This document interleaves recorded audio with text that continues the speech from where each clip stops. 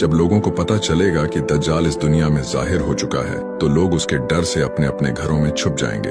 उसके बाद हजरत ईसा अलैहिस्सलाम दमिश्क में उमैयद मस्जिद की एक सफेद मीनार पर दो फरिश्तों के कंधे पर हाथ रखकर आसमान से नाजिल होंगे। उस वक्त हजरत इमाम मेहदी वहां पर फजर की नमाज के लिए खड़े होंगे, लेकिन इमाम मेहदी हजरत ईसा अलैहिस्सलाम को देखकर रुक जाएंगे और ईसा इब्ने मरियम को नमाज पढ़ाने के लिए कहेंगे और आप नमाज पढ़ाएंगे। नमाज से फारिग होने के बाद हजरत ईसा अलैहिस्सलाम दज्जाल को कत्ल करने के लिए निकल जाएंगे।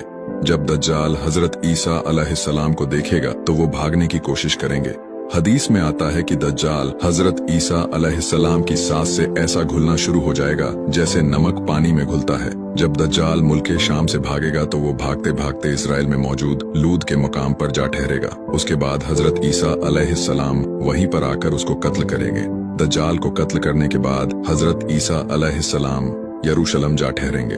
उसके बाद हजरत ईसा अलैहिस्सलाम चैन और अमन के साथ वहां पर रहेंगे। आप तमाम पैगंबर में एक ऐसे पैगंबर होंगे जो नबी होने के साथ साथ उम्मती भी होंगे। उसके बाद अल्लाह ताला ईसा इब्ने मरियम पर वही नाजिल करेगा कि तमाम लोगों को लेकर कोहे तूर पर चले जाओ, क्योंकि अब मैं अपनी एक ऐसी मखलूक भेजने वाला हूँ जिसको ना तो कोई हरा पाएगा और ना ही उनसे कोई लड़ पाएगा। हजरत ईसा अलैहिस्सलाम तमाम लोगों को लेकर कोहे तूर पर चले जाएंगे।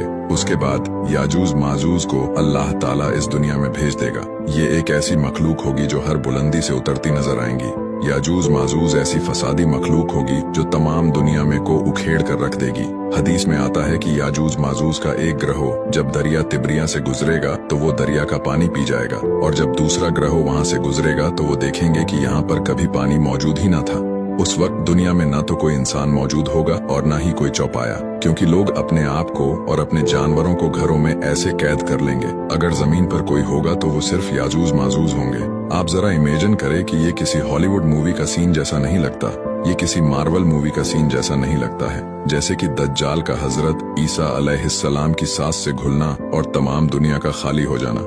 लेकिन क्या पता वो वक्त कैसा होगा।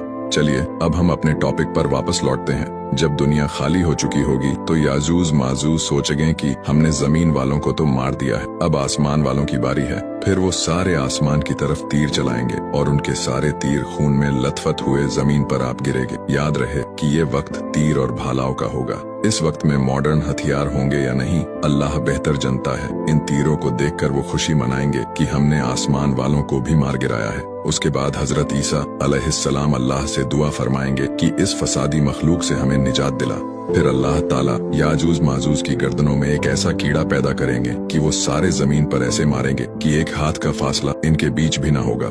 उसके बाद अल्लाह ताला ऐसे परिंदों को भेजेगा जो इनकी लाशों को चोंच में उठाकर किसी दूसरे जजीरों पर फेंक आएंगे। लेकिन ये परिंदे इस दुनिया के होंगे या नहीं, ये अल्लाह बेहतर जानता है, क्योंकि आज के वक्त में कोई भी ऐसा परिंदा इस दुनिया में मौजूद नहीं की जो इंसान को अपनी चोंच में उठाकर उड़ सके। लेकिन इतिहास में हमें एक परिंदा देखने को मिलता है जो इंसान जैसी मखलूक को अपनी चोंच में लेकर उड़ सकता था। इसका नाम है कवाजल कोटलस। ये एक ऐसा परिंदा है जो ऊंट की तरह लंबा था, लेकिन क्या पता वो कैसा वक्त हो। याजूज माजूज की बदबू से तमाम दुनिया में गंध फैल चुकी होगी, जिससे लोगों को काफी ज्यादा तकलीफ होगी। उसके बाद अल्लाह ताला ऐसी बारिश करेगा जिससे जमीन आईने की तरह साफ हो जाएंगी।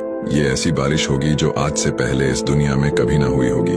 उसके बाद जमीन में ऐसी ऐसी बरकतें उतरेगी जो आज से पहले कभी भी इस दुनिया में ना आई होंगी। हदीस में आता है कि एक ऊंटनी का दूध बस्ती वालों के लिए काफी होगा, एक गाय का दूध एक कबीले के लिए काफी होगा, एक बकरी का दूध एक परिवार के लिए काफी होगा। फल और सब्जियां ऐसी होगी कि एक अनार का छीलका एक ग्रहों के लिए छाया कर देगा और वो खाने के लिए काफी होगा। तमाम दुनिया में दीन इस्लाम होगा।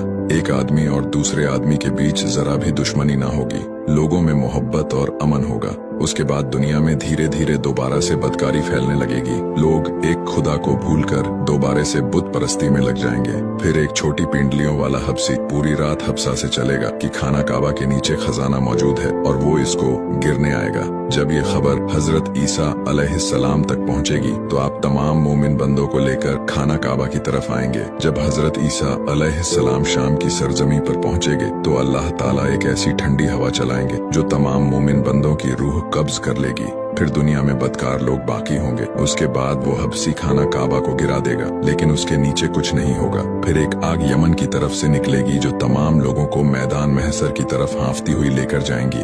उसके बाद अल्लाह ताला इस दुनिया में कयामत नाजिल कर देंगे।